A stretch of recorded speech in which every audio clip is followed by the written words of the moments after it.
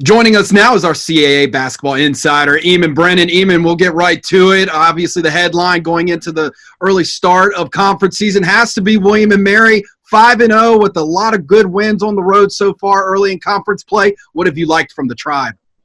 I mean, yeah, it's been a fantastic start for William & Mary. I think if you're looking at the conference as a whole right now, the one story that will really jump out at you is William & Mary. I mean, it's a team that was picked 7th. And to begin the league, coming into this season, the team that I think had clearly some quality players in Nathan Knight and some guys around him, but I don't know that the expectations were necessarily there for. And you look at what they've done so far; they look, to me at least right now, kind of far and away the best team in the league. Although they'll have competition, and I'm sure we'll get to that. But just their ability to, as you said, go on the road and get wins is. We saw that early in the year when we talked about them. Their road performances in non-conference play and true road games, which you don't see all that often, was really impressive. And they've carried that through, into league play with 3 straight wins to open the season at Elon, at Hofstra, at Northeastern. The latter of those two of their main competitors for the conference title this season. And yeah, they're off and running. I think it's a really, really impressive team in a variety of ways. And you see what they were last year and what they are this year and the pieces they put around Nathan Knight and a guy like Andy Van Vliet, 7-foot guy who can play out on the wing. They have more balance and versatility on offense. Thornton Scott, he's had some injury issues here and there, but they're 9-0 when he's played as a sort of a 3-point specialist, helped stretch the floor. And as we've talked about a lot with William & Mary, it's really helped balance their offense out this year, that sort of inside-out attack with Nathan Knight. Luke Lowy typically guards the opposition's best perimeter player, and that's a big part of the reason why William & Mary's defense has improved the way it has this year. Again, offense still driving them, but the Tribe are much better on the defensive end, and he's been a huge part of the reason why. And this Tribe team kind of has a new identity when you look at them going into this year. Obviously, first-year head coach Dane Fisher comes in, and this Tribe team used to be more known for their offense and high pace and shooting a lot of threes, and now it's a more defensive team, and they're using big guys. Yeah, it's a more defensive team, as we just mentioned. They're one of the best defensive rebounding teams, one of the 30, 35 best in the country. And it makes sense because you look at a guy like Nathan Knight, great rebounder on both ends of the floor, great interior scorer, but can get it done on the defensive end. And you put him alongside another, a 7-foot guy in Van Vliet, who is probably just as good, if not better as a defensive rebounder. And so when opposing teams shoot the ball against William & Mary, it's pretty simple calculus. If the ball doesn't go in the hoop, more often than not, William & Mary ends that possession and gets to get down to business on the offensive end. And yeah, it's a more balanced team. I mean, they are better defensively, significantly better defensively. They really struggled on that on the floor last year, and they're closer to average this year. I think maybe the biggest uptick for me has actually come on the offensive end, where they were good last year, but are better this year. I mean, they're top 7 in the country right now, 7th in the country in effective field goal percentage at 55.5. They're one of the 20 or 25 best teams in terms of percentage from both inside the arc and outside the arc. They're a much, much better free throw shooting team, which was sort of sneakily one of their big issues a season ago. And you sort of look up and down the team. It's a really solid looking, really interesting team thus far, and slightly new identity, but also just much better at the things they were both good at last year and the things they really struggled at. One of those teams that William & Mary defeated just recently this past weekend was College of Charleston. They are 5-1. What have you liked from them thus far? Well, primarily Grant Riller, and there's not much not to like about Grant Riller's game at this point. He's been such a good player for Charleston for years now, and he's carried that through into his senior year. Really kind of does a little bit of everything and a lot of things, particularly scoring for Charleston. In 3 straight games, averaged essentially 30 points. He had 30 in 2 of them and 28 in the game prior against Towson. His 30 against Elon were necessary and also included, a stretch of 12 straight buckets in the latter portions of that game that were Charleston's last 12 points. So he's had the ball in his hands all the time. He's had the ball in his hands all the time late. He is sort of one of those players who's single-handedly capable of getting teams wins. And they've had improvement from other guys. Evan Galloway's been better in league play. He scored in double figures in Charleston's first 5 games. Wasn't in double figures in their loss to William & Mary, and maybe that's correlation, but I think there's probably more causation there. And then Sam Miller has been better as a good sort of 3-and-D guy, able to step away and really, like Galloway when he's shooting the ball well, take a little bit of pressure off of the perimeter, stretch the floor a little bit, and then obviously contribute on the other end. So yeah, Charleston's had a really good start, and a whole lot of it has had to do with Grant Riller. For the Cougars, for them, what do they need to do to stay in that upper echelon of the CAA? I think you might have hinted on it a little bit. They might need a little bit more contributing outside of just Grant Riller. Yeah, well, I mentioned it with Galloway, and I think it's crucial that they get more scoring. It can't just be like Grant Riller is really, really good, but you can't just say, okay, he's going to get us 30 every night, and that's going to be good enough. I think even if he gets 30, 35, if they don't have other guys consistently stepping it up, they're going to be in trouble. But as we mentioned, Galloway has played better in league play. I think there's still another level for him to get to there. And I like Sam Miller as sort of a defensive, sort of rangy 6'9" guy, but who can do a few different things on the offensive end as well. There are pieces there for sure. And it's not just Grant Riller, but again, as much as he's sort of carried them and as good as he's been, that's probably not enough. And you would think for them to stay at the level with a team like William & Mary, as well as they're playing, it's going to take a little bit more from some of those other guys on the floor.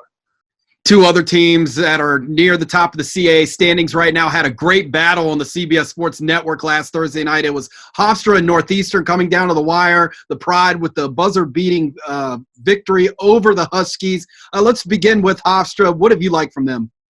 Yeah, well, first of all, shout out to Northeastern, which I think was that 2 years in a row now that they've had a buzzer beater loss to Hofstra. That's tough, but no, I mean Hofstra's been really good as well. The guard play from Eli Pemberton and Deshore Bowie has been, I think, the story of their season so far. We wondered, I think we talked about it in the preseason, losing a guy like Justin Wright Foreman, who not coincidentally hit that buzzer beater against Northeastern last season. Justin Wright Foreman scored 27 points a game for Hofstra last year. That's kind of crazy. And coming into the season, I think we really wondered, like, okay, how do you make up for that? It's an age-old question in college basketball every year when you lose a guy of that caliber. Is who steps up? Can you step up? Is it multiple different guys? That sort of thing. And I think what we've seen is that not only has Eli Pemberton been just about as good as he always been, which is really good, averaging around 16 and a half points a game and 5.6 rebounds, but we've seen Deshore Bowie really step up, particularly on the offensive end. He was great as a defender last year. He's the conference's defensive player of the year. This year, he's averaging almost 20 points per game, been really efficient as a ball handler. His distribution has allowed Hofstra's sort of overall offensive balance to work. They've got 5 players in double figures, and a lot of that comes from Bowie as a ball handler, comes from Pemberton's ability to draw defenders. It works really well, those guys in tandem with what Hofstra has going for it on the offensive end. And they're really leading Hofstra, I think, in ways that we maybe weren't sure. I think everyone realized Pemberton would be able to get his buckets as he always has, and he's a really solid player on the offensive end. You kind of know what you're going to get, but getting what they've gotten from Deshore Bowie has been a major boost for sure. And the team that was on the losing end of that last Thursday night game that came down to the wire, Northeastern, and you've talked about this young man all year long, and Jordan Rowland, one of the most efficient players in the country right now, and now he's kind of have a counterpart that's developed a little bit in freshman Tyson Walker. Yeah, that's huge. We have been mentioning Jordan Rowland all season. He was my player of the year when we did sort of our non-conference check-in, sort of looking in on his efficiency again here at basically 22 points per game. He has the 7th highest offensive rating. It's like 121.5 among players who use at least 24% of their team's possessions. This all comes from KenPom.com. That's in the country. It is a theme that there are, like Grant Riller at Charleston, teams in this league that need second scorers, need more guys to pitch in. And we are seeing that with Tyson Walker. He's been Rookie of the Week 4 times already, and I think trending toward probably the Rookie of the Year favorite in the CAA, as we talked about. Not only a player that is really helping this season, but a guy you look towards to the future as a potential sort of cornerstone of this program, and emerging as a freshman like say, some of the freshmen at Elon, who's gotten, Walker has been thrown in right away. Bill Cohen has sort of thrown him into the fire immediately. He's playing around 30 minutes per game. But he's emerging really well into sort of a great second option, both in terms of usage rate and the number of touches he gets, but also in terms of his efficiency and being able to score, really stretch the floor, take some pressure off of Roland. We're seeing that with Bolden Brace, I think, who is a senior who we're familiar with and who is probably the primary release valve for sort of a lot of the pressure that Roland does get defensively, shooting around 45% from three. That's a huge sort of gravitational pull on opposing defenses. But Walker is up in the 40% range too, and that's not only really promising for the future, for after some of these guys like Roland and Brace are gone, but it's really helpful to have a guy like that emerge in a season like this and give you sort of a wild card, something maybe you weren't quite expecting this early in his career. The CAA as a whole is supposed to be one of the closest, and it has been so far, one of the closest conference races in the country, especially after the first 3 weeks. Just talk about the conference right now and what you like as, some of the net ratings have come out. Yeah, I mean, I think we're seeing now with sort of what we, I think, predicted as we've gone along this year, both before the season started and as we sort of checked in on the league throughout non-conference play, is that it has always sort of looked like, even if there wasn't that one team that was going to get the non-conference wins to be sort of a bubble type fixture or a potential at-large team, I don't think we're there still, even though William & Mary is obviously playing really, really well. What we are seeing is kind of what we expected throughout the non-conference season, which is that it's just a really tight race at the top. You look at William & Mary, obviously 5-0, Charleston's 5-1, Hofstra's 4-1, Northeastern's up there. Teams like Drexel, Towson, and Delaware have a couple losses already in league play. Towson has 3 losses in league play, but there are guys on each of those squads that you think could sort of help them make a run. Towson played really well in its last 2 league games, both blowout wins at home. Delaware is in the process of figuring out how to best incorporate Dylan Painter, the Villanova transfer we've talked about in the past a fair amount, who I think is a really promising addition for that team and has looked good so far, was sort of, had an MVP performance in a sort of 8-11, 7 of 8, really efficient game in a win over James Madison. There's a lot there still. I mean, Drexel, for example, James Butler, little known fact, 2nd in the NCAA in total rebounds. He's top 5 in the country in double doubles. And if it weren't for Nathan Knight, who, as we've established many times, is a fantastic player and a really dominant sort of interior force for William & Mary, then Butler would be leading the conference in double doubles. So yeah, he's been a really effective energy effort guy. Cam Winther, his sophomore season is going really well so far, and you could see more from him yet to come. Sort of a high usage guy who's really plowing through at this point. So the number of teams we have at the top is interesting. William & Mary's around the mid 100s, 106 in net rating as of this taping. Charleston's 111. Northeastern's at 137. So there's a decent amount of sort of condensed stuff at the top. But I think when you look at the middle of the league, it's going to be really competitive, and it's going to be a challenge for the teams like William & Mary, like Charleston, to get through on a nightly basis, because they may not be at the level of the sort of, oh my God, this team can't lose or they're going to lose their at-large spot. That's not the calculus at this point, but they are what you would maybe look to as like okay, they're going to rattle off 10 wins in a row in conference play. I don't know that that's going to be the case in the CAA this year, because I just think there's depth and there's really interesting quality players throughout the league. And you mentioned kind of the next set of tier teams there with Drexel, Towson, and Delaware. What out of those 3 teams in the next tier do you really like? What teams that seems to have the pieces together that maybe have struggled a little bit early in conference play, but you could see them making a run here in the middle of the conference play and into the end of the season?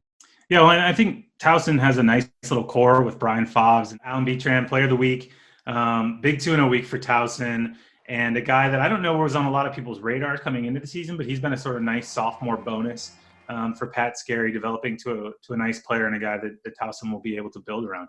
Everyone kind of has a pretty good feel for their role. I think that's a good look. I also think Delaware, like we mentioned, Dylan Painter is a really talented guy. If you're talented enough to go to Villanova, and play some big minutes here and there for Villanova, for a team that competes for national titles in the past 5 years on a pretty regular basis.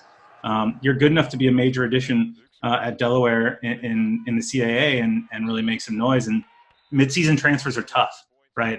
It's tricky. Guys come in, they've been practicing, but someone has to step out of the lineup. Someone has to step in. Rotations have to get sorted out. And so I don't know if Delaware is quite there yet, but the Blue Hens have a chance to be really, really good if they can figure it out and sort of build some momentum down the stretch. They're a team that I would really keep an eye on. Eamonn Brennan joining us today. Thank you so much for stopping by, and we'll talk to you here coming up later in the conference season.